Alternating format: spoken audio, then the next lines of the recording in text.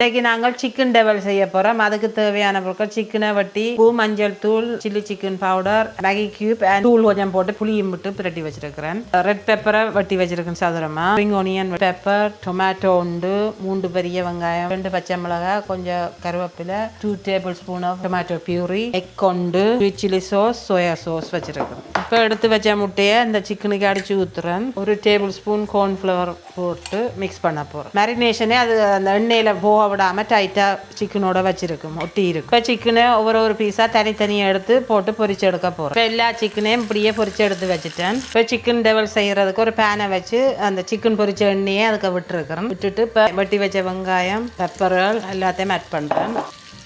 இது லைட்டாக டோஸ்ட் பண்ண போகிறோம் எண்ணெயில்.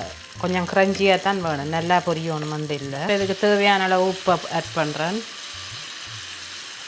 தக்காளி பழம்,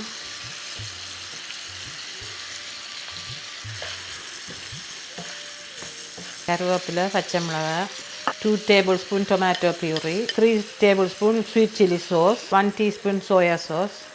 இவ்வளோ ஒரு 15 மினிட்ஸ் ரோஸ்ட் பண்ணிட்டேன். இப்போ எல்லா சோஸுகளும் போட்டு இப்போ ஸ்ப்ரிங் ஒனியன் ஆட் பண்ணுறேன். இப்போ பொரிச்சு வச்ச சிக்கனே ஆட் பண்ணுறேன். இப்போ சுவையான சிக்கன் டெவல் ரெடி.